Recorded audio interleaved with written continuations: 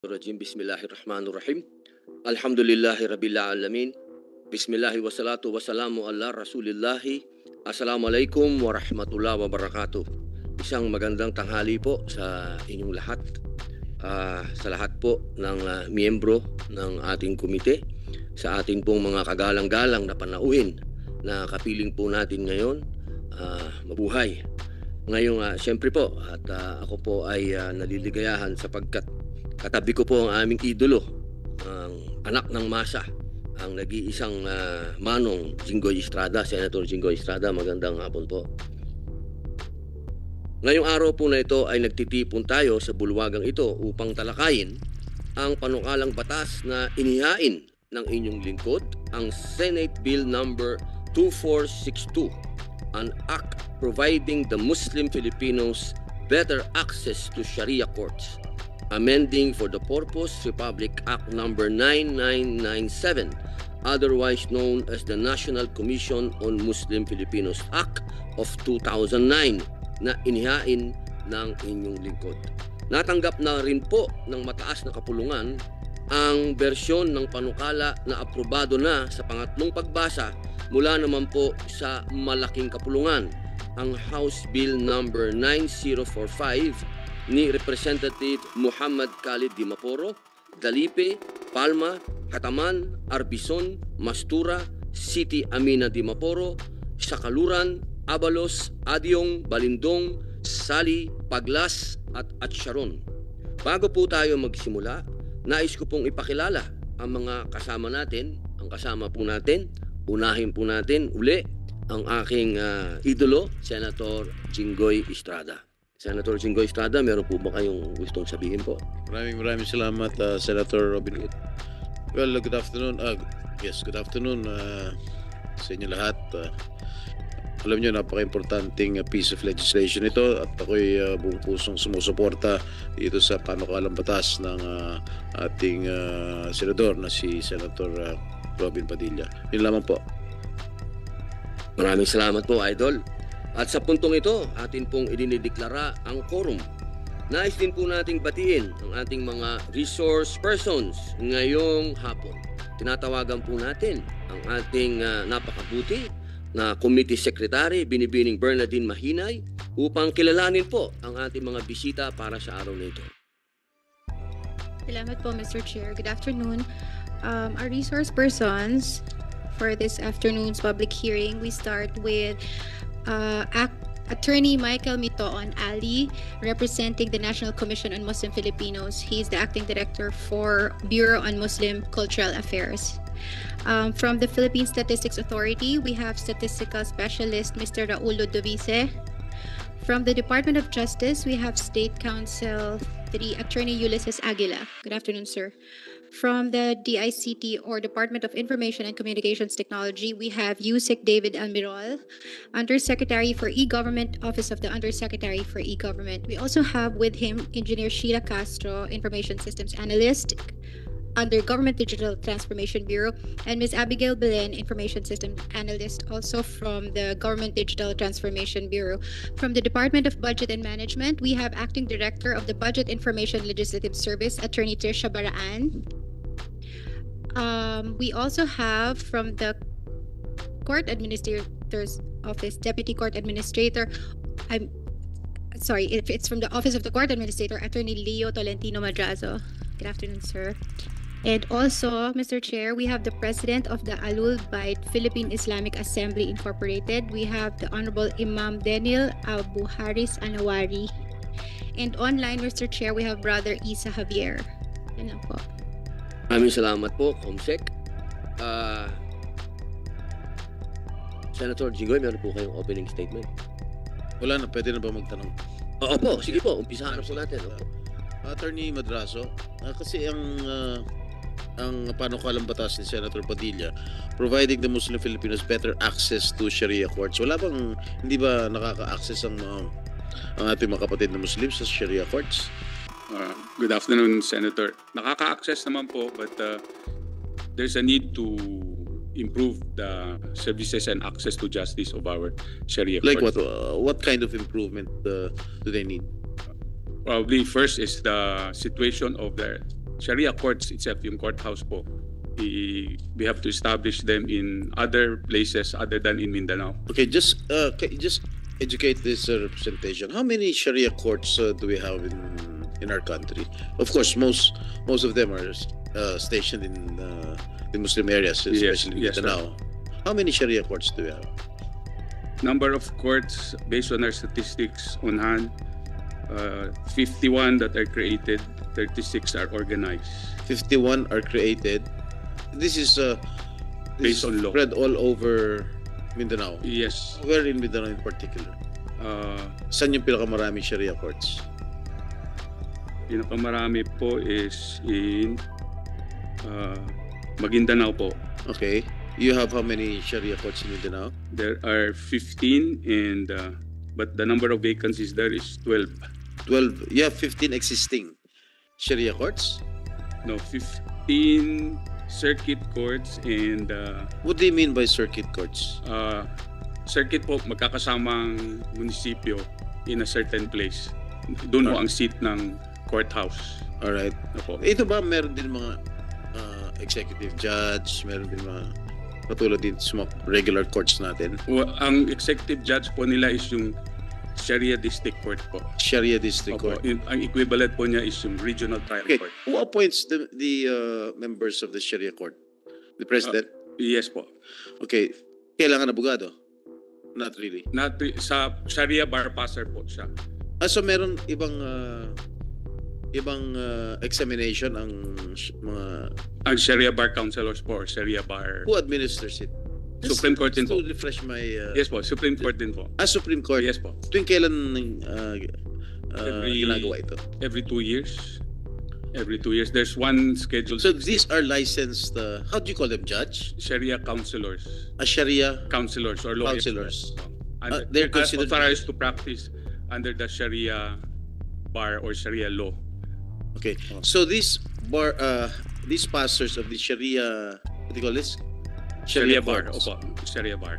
Of course, they are not allowed to practice as a lawyer here in our regular courts. Am I Yes po. correct? Yes po, Senator. So yung mga abogado natin, they are also not allowed to conduct hearings sa Sharia court. Yes, unless you are also a Sharia bar passer. Okay, who defends? For example, ako, meron akong kaso rin sa Sharia court. Sino pwede mag-defend sa akin? Sharia counselor po, or Sharia bar passer. So how many, Practitioner. in totality, how many are Sharia board pastors? I do not have the statistics on the number of Okay, Sharia court the pastors. Supreme Court holds every year this examination. Every 2 years po. Every 2 years. Opo. Ilan yung mga nag-apply? Ilan yung mga nag-examine every 2 years? This coming year po, parang they're expecting more than 1,000 Only. applicants. So where is this being held? In Maguindanao? Or here in Manila? The proposal, because they're planning to do it digital or online in certain sites po. Like they're looking at 1 or 2 bar sites in Mindanao and 1 in Manila. Usually, where is it being held? Usually usually in a school where there is in Mindanao. in the last bar was Sharia bar was in the Court of Appeals. It was In the Court of Appeals? Court of Appeals auditorium. Where? Here? Yes po. Manila? Yes po. Alright. What are the usual cases filed before the Sharia courts? Divorce and Divorce. family relations. Yes. Divorce? Yes, and family relations. Di ba, Muslim? Property, yes, and their property. Kasi ngayon lang ako ng Muslim ng divorce kasi di ba entitled sila sa apat. Yes po. So meron din mga kasong divorce. Ha? Po. Gusto nung madagdagan. So divorce, what else? What are yung mga nature of cases lang? Property relations po and other property relations involving fellow Muslims. So, all right. What is the intent of this law? Kailangan ba magdagdag mga Sharia courts to be more accessible sa ating Muslim brothers and sisters? Meron hong separate proposed bill si Senator Padilla, but the one that is on the table right now is yung there are certain provisions that they intend to amend dun sa Republic Act 997. Like what? Yung sa National Commission on Muslim Filipinos and its Bureau of Legal Affairs. And then yung digital transformation for Sharia court services and reportorial requirements to certain authorities po. Tatlo po yung naging comments or position paper ho ng Office of the Court Administrator on this proposed. So yung mga Sharia board passers, hindi under sa court administrator? Hindi. Under din po, because under po lahat ng law, whether it's Sharia bar or regular bar, is under the supervision of the Supreme Court and the Office of the Bar Confidant. Okay, halimbawa, ang isang board, Sharia board passer ba, tawag na, nagkaroon ng disciplinary action. Who disciplines them? Supreme Is it the Court Supreme po. Supreme Court. Meron na ba nangyari? Meron na ho siguro in the past. In the recent memory po, wala ko pang na-receive na report on that. Okay, are there many backlog cases before the Sharia courts? Hindi naman ho ganun kadami ang caseload ho nila based on the statistics. May mga lugar ho na konti lang ang caseload, may mga ibang lugar na substantial din po yung caseload nila. Okay, dun sa mga kumukuha ng Sharia bar, you said almost around 1,000. Pero last year, may kalahati lang ang nag-attempt na pumasok sa ano. Why is the turnout quite low? Are they not interested? Siguro several factors po siguro. And one of this is you need to be prepared to take the review courses. What is the difference between the bar exams and the Sharia exam? Ang nag-administrate Mas mahirap, syempre bar. po, yung regular bar po. Yung regular bar. Kasi ang percentage ng pumapasa sa bar exams natin around 30%. Yesterday's Yesterday. result was 36%. 36% Apo. only. Doon sa Sharia bar, ilan percent usually ang pumapasa?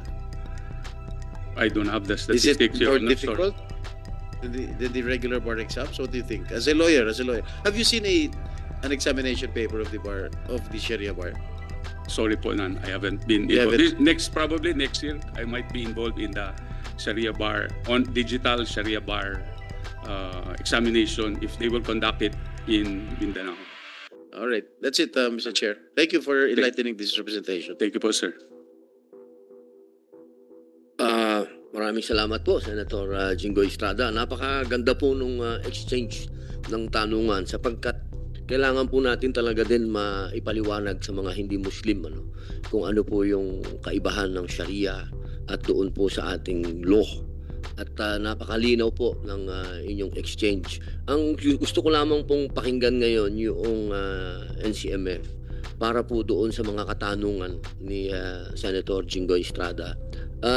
Brother Attorney Michael Mitoon J. Ali, napakaganda po nung tanong kanina ni Senator Jinggoy patungkol po doon sa bakit kailangan amendahan yung inyong Republic Act at bakit kailangan namin kayong dagdagan ng trabaho kasi trabaho ito.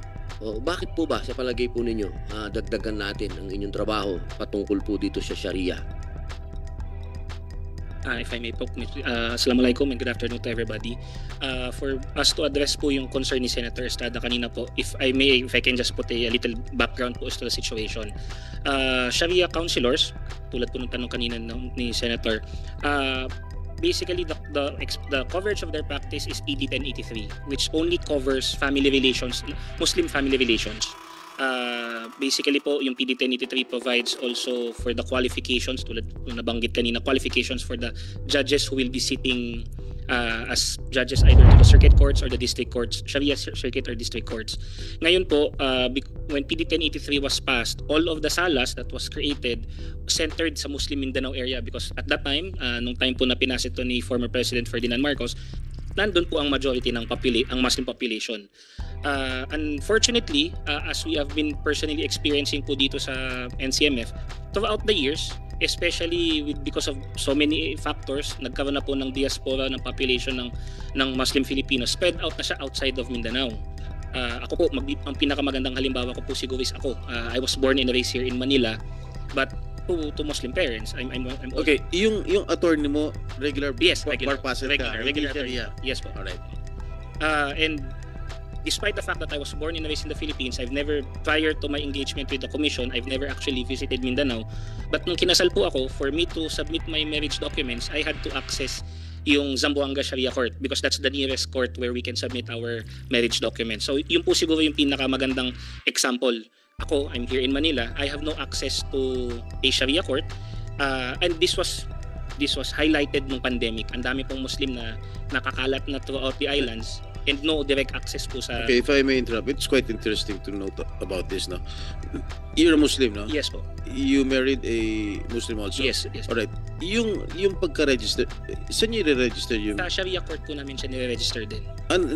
Not sa register of Hindi po. civil registry? Well, actually po, to be told, we can actually submit before the civil registry, but since Muslim rights po namin ginawa yung kasal, we also submitted before the Sharia. We So prefer you do not have any records sa civil registry? yung yung Sharia record po namin. So, sa kinasal, sa Buanga ka mo? Yes po. Okay. So you did not submit the marriage documents sa Zamboanga Civil Registry? Sa Sharia court po, yung Sharia court na po ang This Sharia Court of Zamboanga will... be the one to furnish the civil registry alright. and then Okay. eventually PSA po. Okay. There is a particular PSA form for Alright, okay.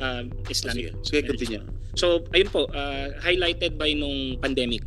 Walang you cannot leave you cannot go out of your houses, you cannot leave. Maganda pong halimbawa sa Baguio, there's a burgeoning, in fact there's a big Muslim population in Baguio right now.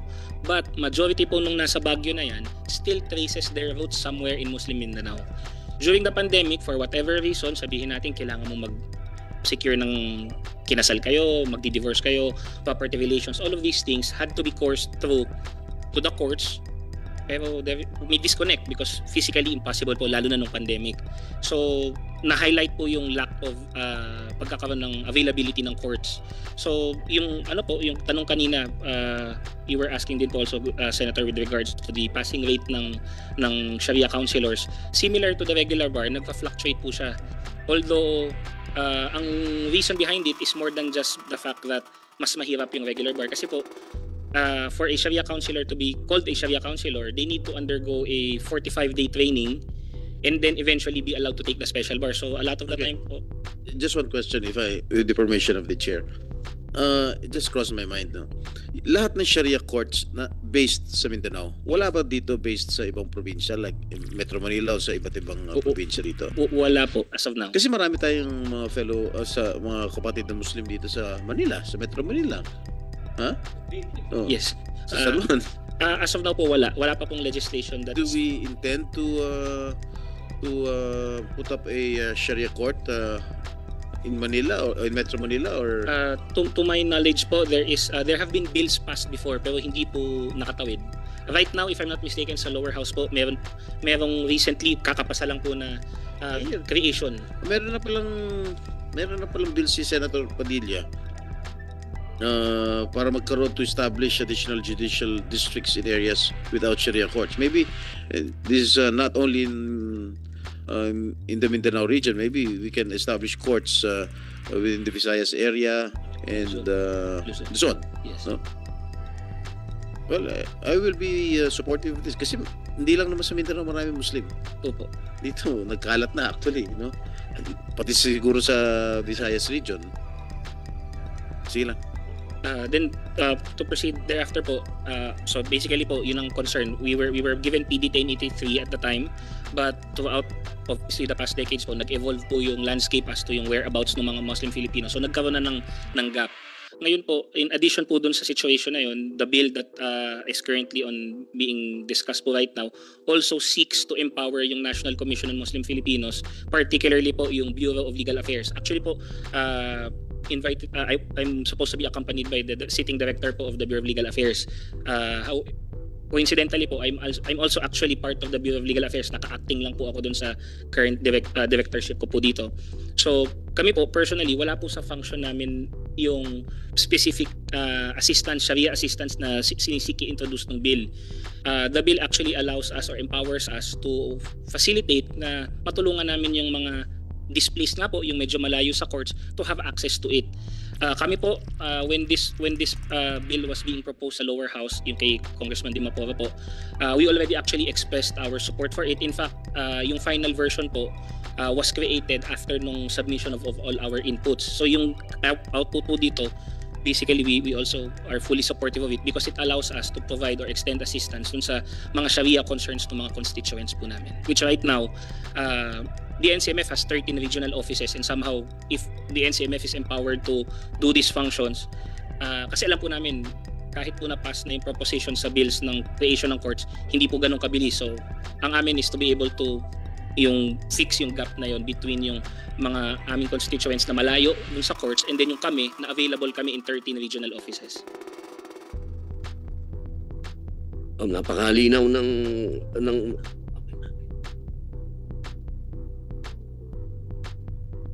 Maraming salamat kapatid, napakalinaw ng iyong pagpapaliwanag. Wala na akong maitatanong sa iyo, sinagot mo na. Maraming salamat. Opo. Gusto ko lamang pong iparating sa lahat ng mga nandito, lalo na po yung nanonood sa social media. Mismong Supreme Court po ang nagsabi kay Senate President Miguel Zubiri na kailangan natin ng Sharia court sa iba't ibang parte ng Pilipinas.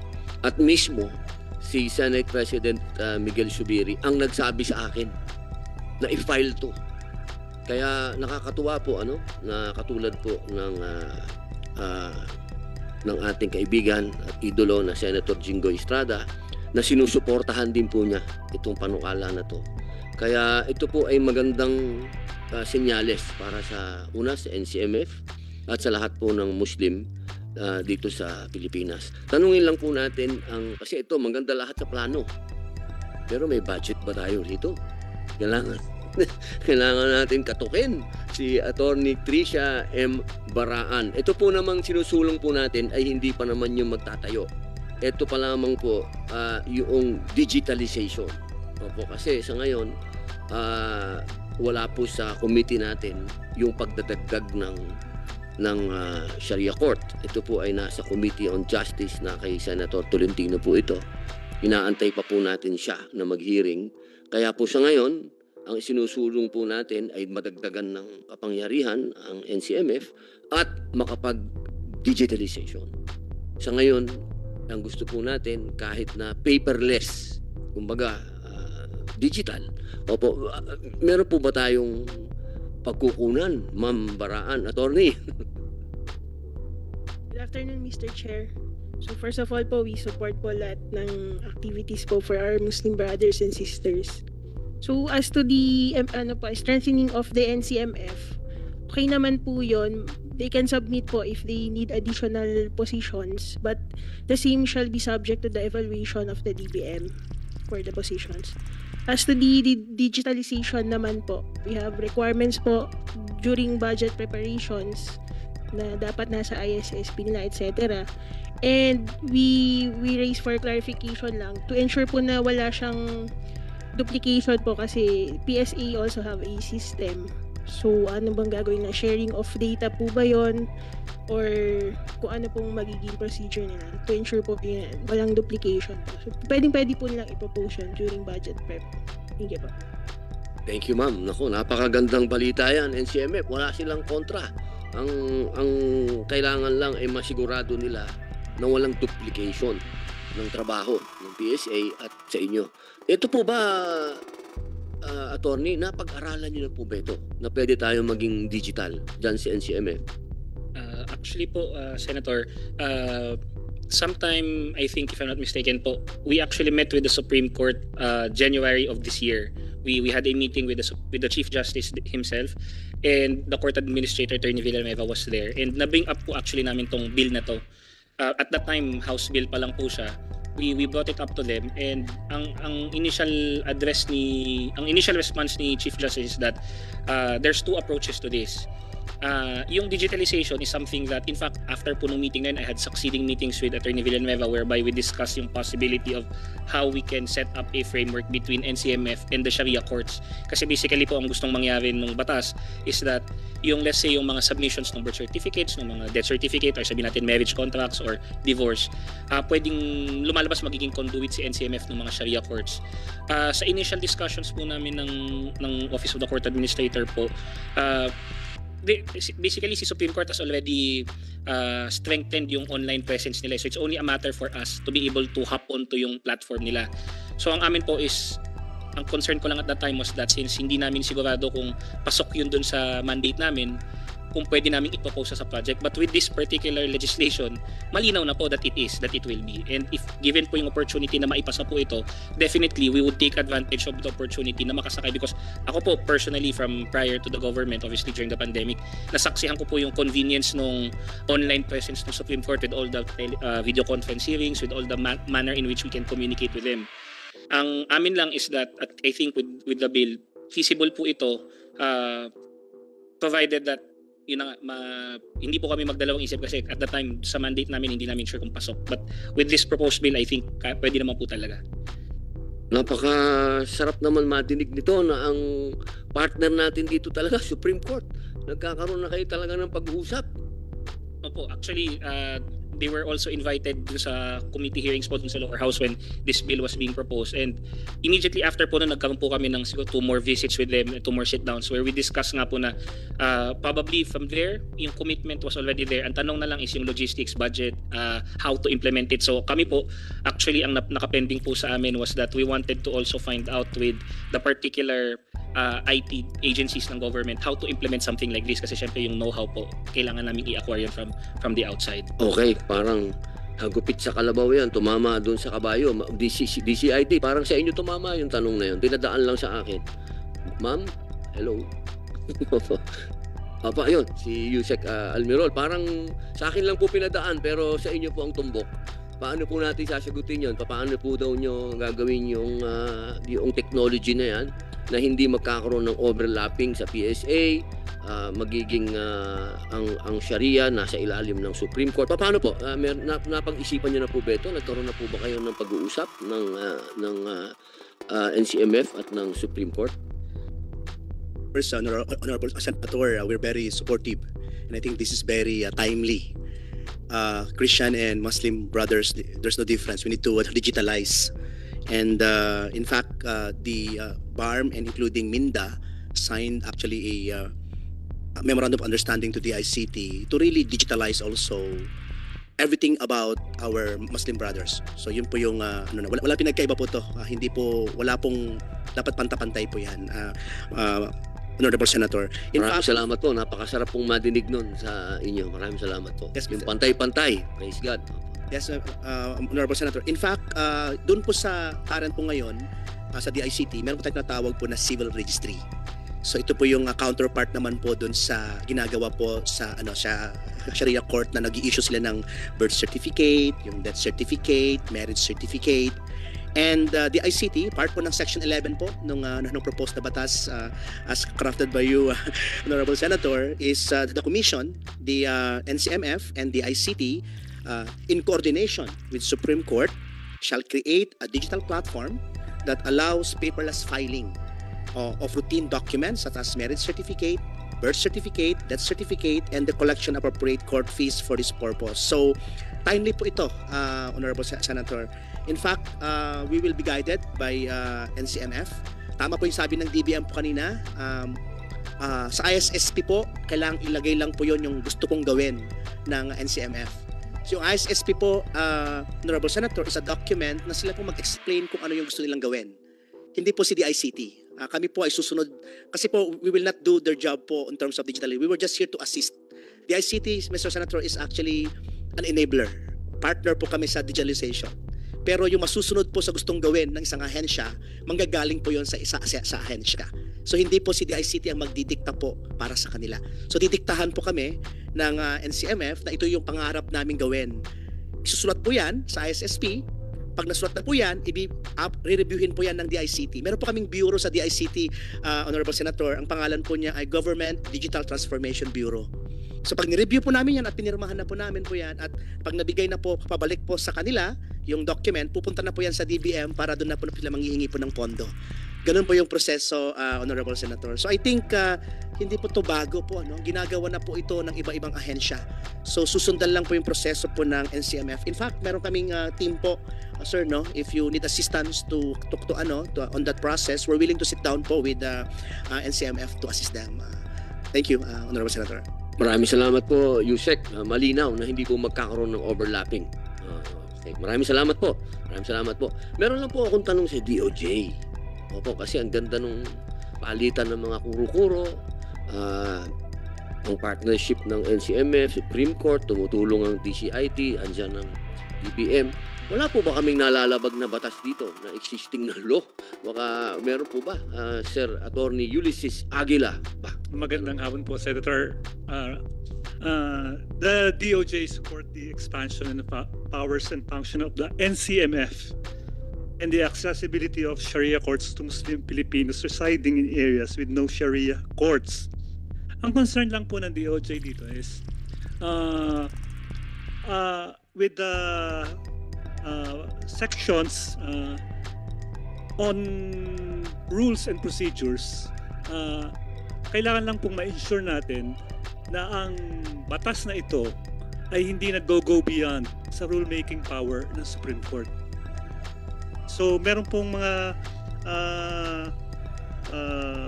provisions dito na lalo sa ating Constitution, Section 5 of Article 8 of the 1987 Constitution enumerates the powers solely lodged with the SC.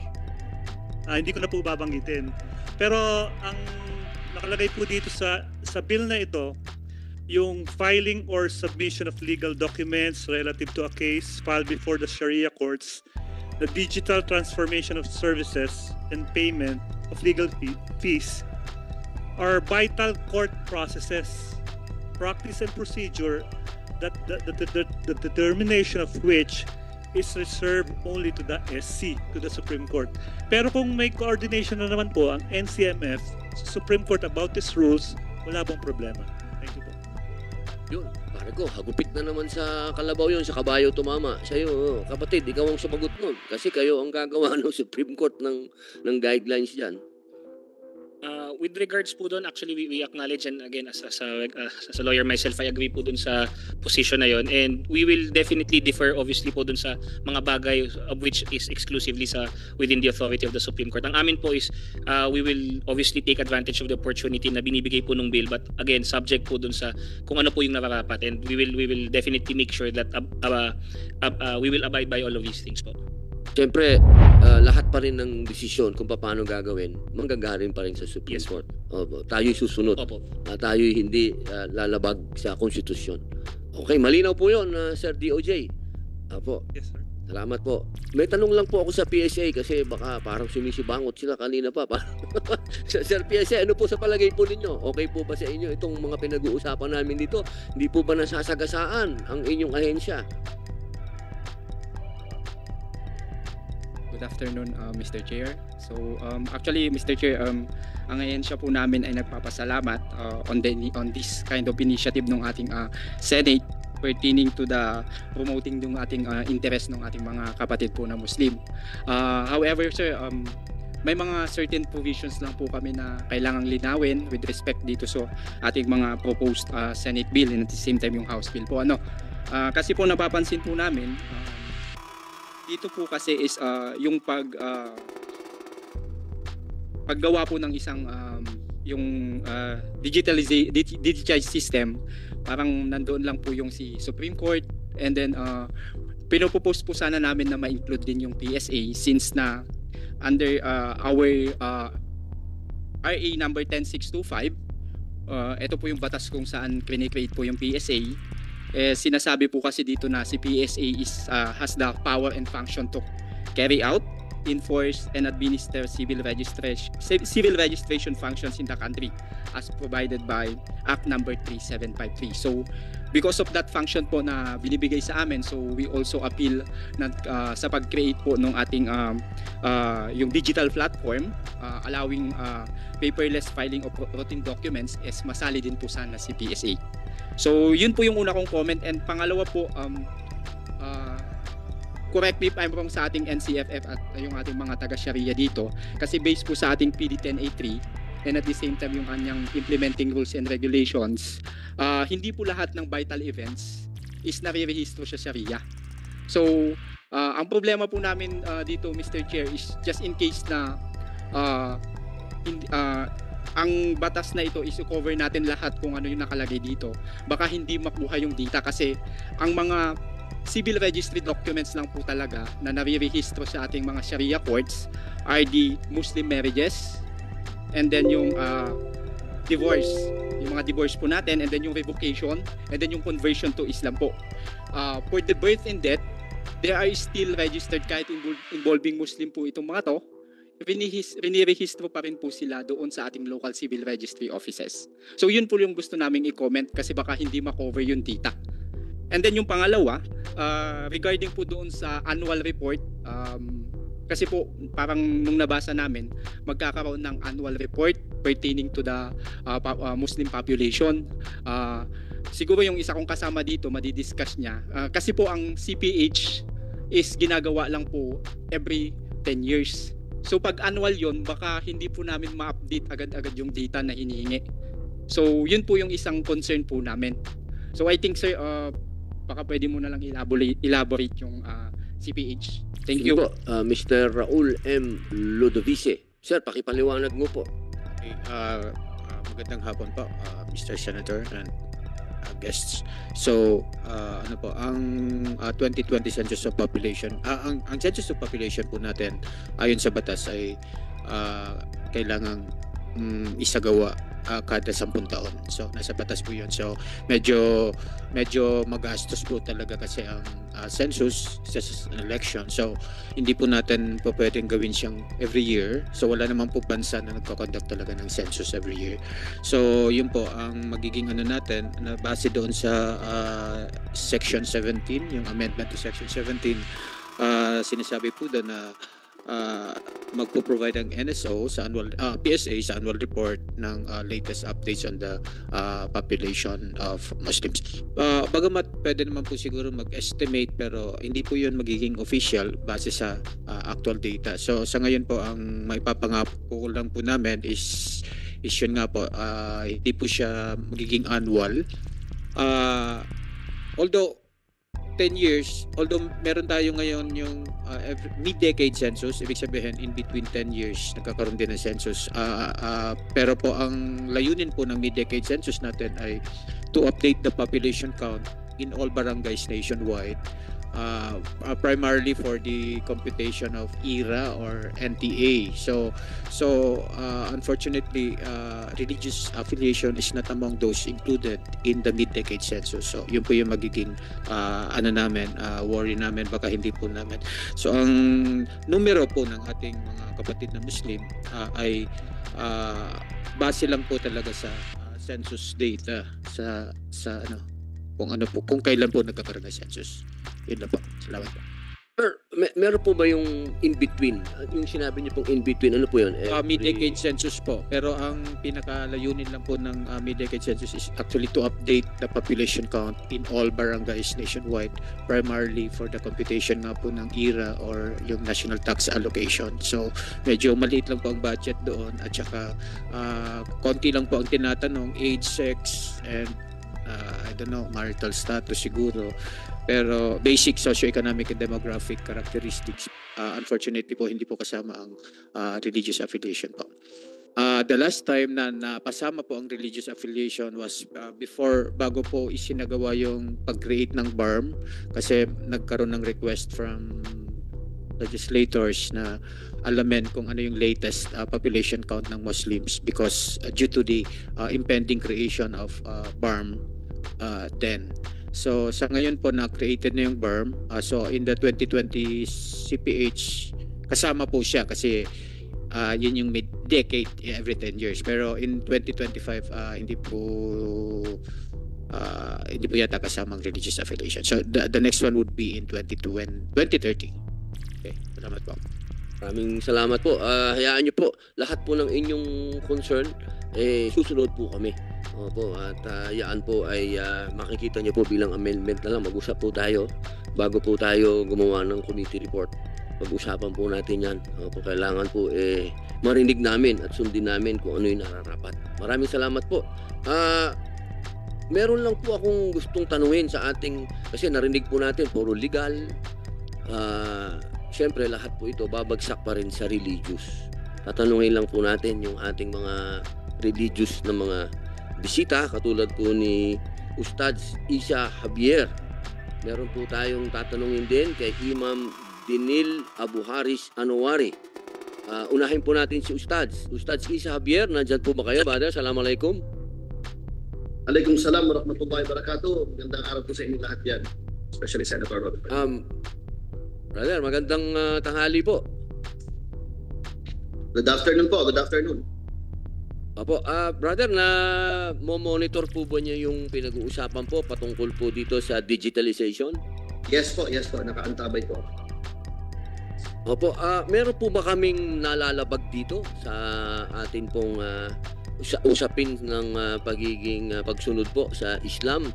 Meron po ba kaming nalalabag dito sa digitalization? Alhamdulillahi wassalatu wassalamu ala rasulillah nabiyina Muhammad wa ala alihi wa sahbihi. Una po, maraming salamat sa tiwala at pag-imbita. Brother, sorry po, Ustads, parang mahina po yung pasok ng audio po ninyo. Ustads, mahina po. Ayan po. Lumapit na po ako konti. Okay po? Mahina talaga. Dahil lang po, Ustads, medyo mahina po yung pasok ng audio po ninyo. Hello, assalamualaikum. Yan po, okay na po kaya? Naka-full tayo. So kay Ustads siyang anong pwedeng gawin ni Ustads? Yeah, assalamualaikum. Waalaikumsalam. Opo, medyo mahina lang po, Ustads, kasi. Ustads, meron po ba kayong mic? May mic po kayo ngayon? Siguro baka kaya ba ng mic natin nasa baba siguro. Yun, pwede po ako siguro mag-reconnect ulit, magkabit ako ng microphone. Mga 2 minutes. Hello, bismillah. Assalamualaikum. Hello, Ustads. Opo, mahina po kasi hindi po namin kayo masyado marinig. Opo. Okay. Siguro ako ng... Pwede po yung meron po ba kayong mic ngayon, Ustads? May mic po kayo? Makaproduce ako siguro in a matter of 2 minutes siguro. Mag-connect ako ulit. Ustads, tatawagan po namin kayo uli. Okay. Tatawag po sa inyo yung technical namin. Tatawag po sa inyo kasi hindi po namin kayo marinig, Ustads. Sige po, inshallah po. Mag-produce din ako ng mic, inshallah. Apo, pakitawagan si Ustads. Pakitawagan. Tanungin muna po natin si Imam Dinil Abu Haris Anwari. Imam, assalamualaikum.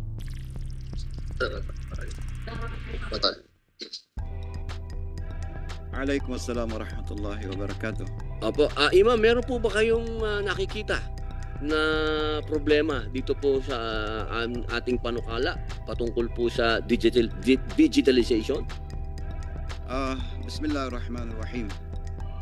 Alhamdulillah wassalatu wassalamu ala asrafil anbiya'i wal mursalin wa ala alihi wa ashabihi al-mayamin. In behalf of the Ahlul Bayt community in the Philippines, which is considered as the strong minority groups. With regards to this draft bill, to give access to the Muslim community, of which we do believe that this is a manifestation of justice which Allah subhanahu wa ta'ala revealed in the Quran when he said that لَقَدْ أَرْسَلْنَا رُسُولَنَا بِالْبَيِّنَاتِ وَأَنْزَلْنَا مَعَهُمُ الْكِتَابَ وَالْمِيزَانَ لِيَقُومَ النَّاسُ بِالْقِسْطِ. Ang sinabi ng Allah subhanahu wa ta'ala sa Quran, because since this is concerning Sharia law, ang sinabi ng Allah subhanahu wa ta'ala when we send the prophets or the messengers to mankind, and we sent down with them the book, which is the Quran. the Quran and the Mizan and the balance, which is justice. لِيَقُومَ النَّاسُ بِالْقِسْطِ, so that people may uphold justice. Now, as a manifestation of justice in regards to the draft bill, this is a complete, or this is an exact explanation of that, because as what I reviewed last night, itong Sharia court should not be established only in the Muslim areas, because Muslim now is scattered around the country. So kaya nang yung bill na nagawa ninyo, mahal na senador, kailangan din po ito na sa mga Christian areas mayroon tayong Sharia court. If it is not bothers the itong sa NCMF and the budget, of course. Anyway, nasa draft pa naman tayo, no? So with that, para maka-access ang lahat, hindi lang nakapokus sa isang halimbawa sa Maguindanao or sa Lanao, or and as far as Southern Philippines is concerned, nasa Zamboanga City meron. Pero sa mga municipality, I do believe na hindi ito na-practice eh. Kailangan pa nila pumunta sa city para maka-access sila ng ganitong opportunities, no. So kung mangyari man ito, inshallah, nakikita namin ito ay magiging dahilan na everybody can access to this privilege, no. Mayaman o hindi, at least they can access to this inshallah court. Ang naano ko lang dito, no, kasi ang sinabi ng Quran, kasi ang sinabi ng Sharia law, this is a religious law laid down governing the principles for spiritual, mental, and physical behavior, which is wajib or obligatory for the Muslims to follow. And since this bill is a manifestation of a justice para sa lahat ng grupo, I heard that the NCMF just a while ago had mentioned that actually this PD 1083 is only concerning the marriage relationship and the divorce. Now there is another concern that I think we encourage, we urge our yung mambabatas, no, to drop if it is possible, this concerning the religious sentiments about bullying, because we have to accept that in the Philippines, not only the Philippines, outside Philippines and the Philippines also, there exists different groups of the Muslims, minor groups, and one of those itong followers ng Ahlul Bayt sa Pilipinas, na kailangan din na I think they must be involved also in these privileges by so empowering the ulama or the religious leaders to be part of this bill. At dahil ang sinabi ng Diyos kanina na liyakuman nasu bil qisti, para mapatayo natin ang justice sa anumang grupo, maliit man o hindi. Yani, when I said all groups of the Muslims, meron dyan mga halimbawa, mga Sufi, mga Sunni, or those who are following the followers of Ahlul Bayt also are existing now in the Philippines. And sometimes nangyayari po ang religious sentiments na kung minsan tinatawag ang isa na masama, ang isa naman masama, halimbawa by calling themselves as halimbawa you are not the Muslims, something like that, you know. At yun ay labag yun sa Sharia ng Islam, no? Because sinabi ng Diyos, la yaskar qawmun an qawmin asa yakuna minhum khairan minhum. do not mock brothers, or do not mock each other. They may be better than you. And nor the woman ridicule another woman, it might be better than them. At saka, wala talmizu anfusahum. Do not defame yourselves. Do not destroy yourselves. Wala tanabaju bil alqab, and do not call anybody beside their name good names. And this is bullying. Now in the Philippines, I think nangyayari na po yan. Kuminsan, because of the entry of different ideologies na hindi natin nabigyan ng na hindi natin nabigyan ng barriers. Kung minsan nangyayari na magkakaroon ng hatred among each other. Kung mangyari man yon, so kasi ang bill na nagawa natin ay regarding marriage lang, relationship or divorce. Pwede nating expand din ito, no? Although ang bill na inaano natin na for itong bill na digitalization of which we followers of Ahlul-Bayt na Philippines do agree with this, because ang lahat ay makaka-access. Muslim halimbawa sa Luzon or sa Visayas, hindi na sila pwede halimbawa magpunta, o hindi na sila magkakaroon ng expenditure magpunta sa Cotabato or sa Zamboanga City. Within their own municipalities or cities, meron na silang court na pwedeng mapagkunan ng mga privileges. And inshallah subhanahu wa ta'ala, as like the Quran is concerned or the religious is concerned, hindi po ito labag sa batas. This is a manifestation of justice laid down by the Quran. Since Sharia law is an ideal law laid by Allah subhanahu wa ta'ala, and it is wajib for the Muslim to follow it. We support this mahal na senador. Maraming salamat po sa amin pong Imam Denil Abu Haris Anawari. Brother NCMF, siguro kailangan kang mag-facilitate ng isang religious dialogue sa mga sinabi ni Imam, sa Sufi. Ano po yung mga nabanggit niyo po? Sufi? Yes, may mga mga followers ng Sufi Tariqa. Meron din mga Ahmadiyya. We cannot deny this because it nag-exist natin sa ating society. Or the strong minority ng followers ng Ahlul Bayt. Na Ahlul Bayt community in the Philippines is now scattered around the Philippines.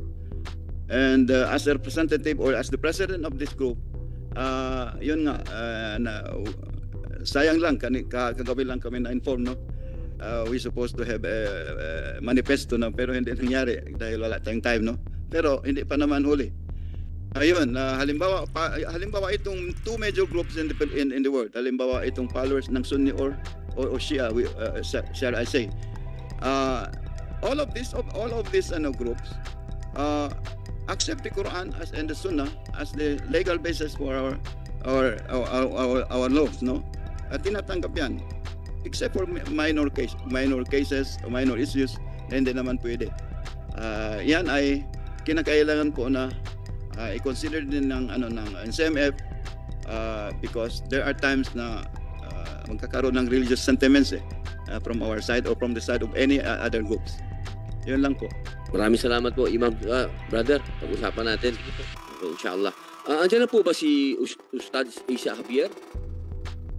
Brother Ustad Isa Javier. Assalamualaikum. Waalaikumsalam, rahmatullah. Medyo naririnig na. Brother, opo, ang hingin lang po namin yung inyong opinion patungkol po dito sa digitalization ng Sharia. Meron po ba kaming nalalabag na batas ng Islam dito?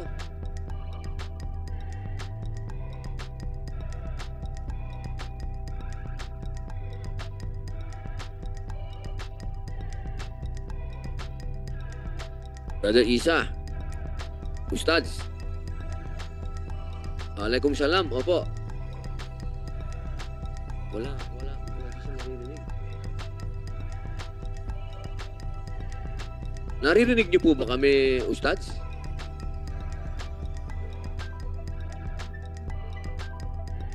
Ustads, assalamualaikum.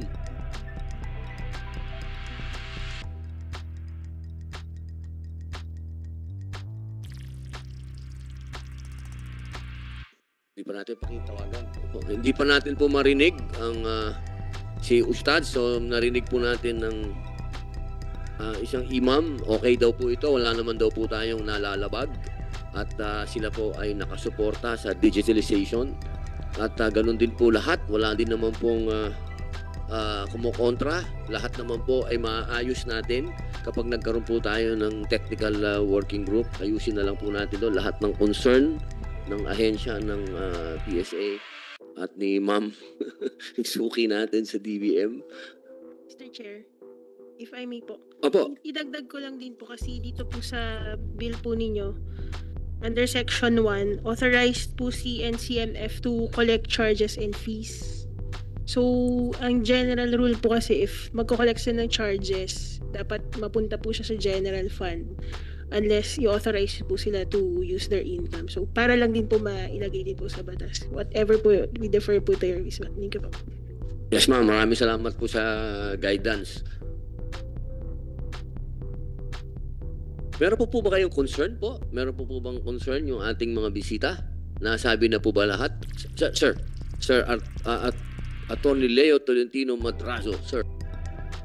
Mr. Chair, Senator Padilla, dagdag ko lang ho na yung pinag-usapan nating digital transformation sa binanggit niyong proposal. Ginagawa na ho ng Supreme Court ngayon yung digitalization under sa Strategic Plan for Judicial Innovation o yung tinatawag na SPJI 2022 to 2027. So, yung ng paperless saka yung digitalization ng mga pleadings, meron na rin hong resolution ang ginawa ang court.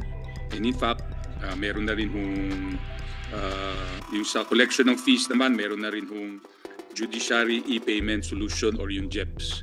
So insofar as digitalization is concerned, may ginagawa na hong hakbang ang Supreme Court tungkol dito in relation to the courts and the other, including Sharia courts po.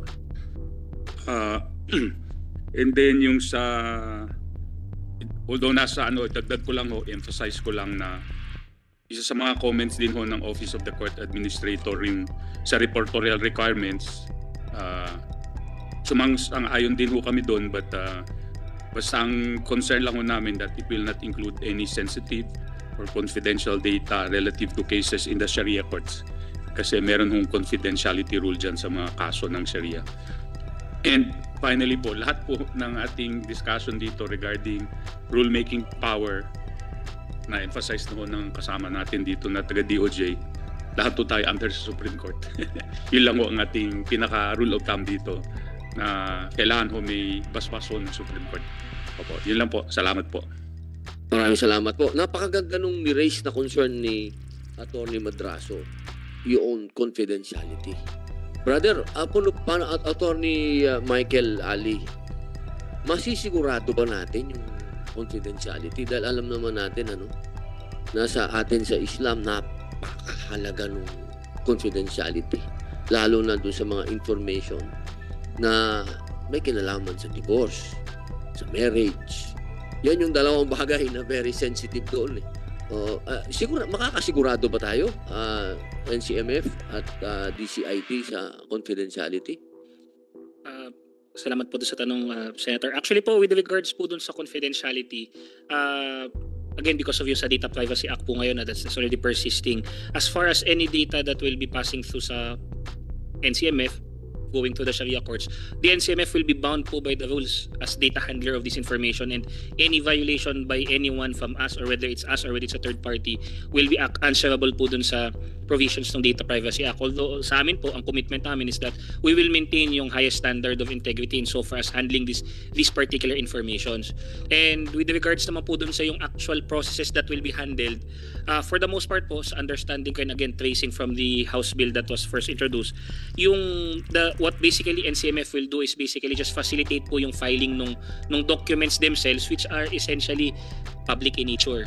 Hindi naman po sila mag-i-issue ng these documents are available otherwise elsewhere. It's just that ang amin is allow them to be able to transact with the Sharia courts for yung ease of access nga po.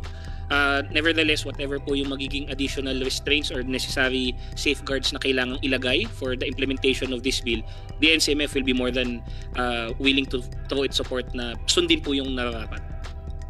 So, ibig sabihin, attorney, hindi naman kahit sino pwede makaka-access doon, eh, di ba? No? Meron naman tayong protection doon sa... Mag-designate po kami ng, from our side, kasi po ito pong proposal was as early as last year na nabato na po sa amin.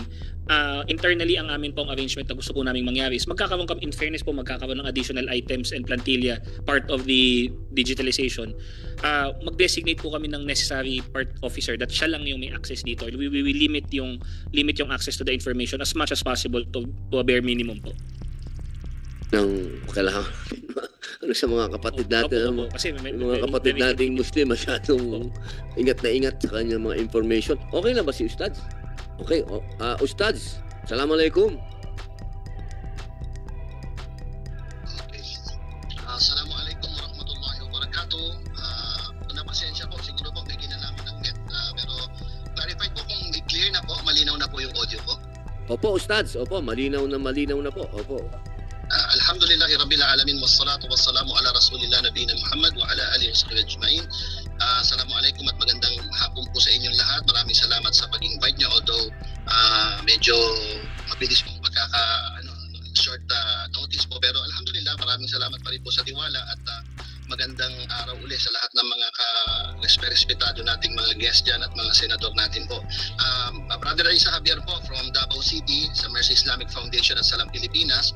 At pagdating po sa usaping yan, nakaantabay po ako at nakikita ko po na wala po itong nilalabag sa pananampalatayang Islam, bagkus ito po ay kinakailangan talaga natin ngayon yung digitalization ng ating Sharia Court at nawa ay makatulong itong aming contribution na ma-push itong batas na ito sapagkat marami tayong mga kapatid na nangangailangan nito. Example na lang po yung mga kapatid natin sa abroad based on my experience bilang isang officiating solemnizing officer na mga kinakasal na mga kapatid natin ay nakikita natin yung problema pag kinasal sa abroad. Minsan ang process nito kailangan natin gawing online. So kung pupush itong digitalization nito ay inshallah magiging malaking tulong sa ating mga kapatid inshallah sa abroad at doon sa mga lugar na kung saan ay walang Sharia Court, kasi talaga pong napakahirap ng malayo sa Sharia Court para bumiyahe pa. Yung iba naman ay gumagastos pa ng medyo malaki, hindi dahil doon sa gastusin mismo nung documentation, bagkus doon sa expenses ng pag-travel. So kung maipupush ito ay magiging maluwag po para sa lahat at inshallah ay kami ay suportado dito. Pagdating naman po sa Islam, ang pinaka-concern lang namin yung pinakagawain during the kasal. Doon may kinalaman kami bilang mga Muslim scholars kung tama ba yung pagsasagawa ng kasal. Ito ba ay ayon sa Quran at sa Sunnah ni Propeta Muhammad sallallahu alaihi wasallam. Pagdating naman sa processing nito na ang ginagawa ito ng ating government, kung ano yung pinakamadali at makakatulong para sa nakararami, ito po ay susuportahan ng community ng mga scholars at mga ulama dito sa Pilipinas inshallah. At makakaasa po kayo na kami ay kasama dito sa nagsusupport dito sa bill na ito inshallah ni Senator Robin Padilla. So yun lang po ang aking ma-contribute po. So maraming salamat po sa inyo. Jazakumullahu khairan. Wa sallallahu ala nabiyina Muhammad wa ala alihi wa sahbihi ajma'in. Maraming salamat po, Ustads Isa Javier. Lagi po kayong nandyan sa amin. At alhamdulillah. Hanggang sa susunod po. Shukran po sa inyong lahat. Shukran po. Alhamdulillah, maraming salamat po sa ating pong mga naging panauhin. Kung meron po kayong nais na idagdag, nasa inyo po ang floor. Yes, Attorney Madraso. One last po, yung isa ho sa magiging magiging magandang solution or magiging magandang way forward for the Sharia courts in the Philippines is yung pinropose yung Senate bill, yung 2215 amending PD 1083, kasi dito na ho yung papasok yung magkakaroon ng Sharia court sa iba't ibang lugar, not only in Muslim Mindanao. I noticed and I went over it. Gagawa ho kayo ng panibagong Sharia districts in Davao, Cebu, and Manila. And probably if you can add here, kung meron pa sa Luzon, marami din tayo sa Luzon, like Baguio, kasi many brother Muslims in Baguio, no? So ito siguro isang solusyon, not only limiting the creation of Sharia courts in Muslim Mindanao, but the entire nation na po, nationwide na ho ang coverage ng Sharia courts natin to cater to other Muslim populations all over the Philippines. Yun lang po. Maraming salamat. Maraming salamat po, Atty. Leo Madrazo. Alam nyo, nagigilid ang luha ko po. Totoo lang po. Kasi napakasarap pong madinig na ang ating Supreme Court, ang inyo pong suporta sa mga Muslim, sobrang 100% po. Nararamdaman po namin kayo. Maraming salamat po sa bumubuo ng Supreme Court, sa ating pong Chief Justice Mundo, at sa lahat po ng justices. Brother. Senator, sige po, bago po matapos itong ating committee hearing, gusto ko lang po sanang iparating sa inyo on behalf of the National Commission on Muslim Filipinos at kay Secretary Giling Mamunjong na ito pong effort po na to is very much appreciated alongside po dun sa pagpapasalamat namin sa Supreme Court. In fact, nag-hold po ng first ever Sharia Summit nung March, and we were also a participant to that, whereby dun nga din po na ipangako ni Senate President Zubiri yung commitments niya, where again we were very happy to hear. And ito pong bill na to, itong creation po nito, continues yung goodwill towards our Muslim Filipino brothers na galak po kaming marinig. Ang in addition po siguro, maliban po dun sa proposed additional courts, ito pong bill po na presently dinidiscuss, one of the salient features which the NCMF is actually looking forward to, in addition po dun sa expansion ng Bureau of Legal Affairs, is yung with regards po dun sa census. Ang amin po kasi is, although we will defer to the PSA with regards to the methodology, paanong maganda, paanong maayos, ang amin po kasi is that that is the underlying concern ng NCMF, is that, truth be told, yung estimate po natin ng Muslim Filipinos was the same number at that time na less than 100 million pa po ang mga Pilipino.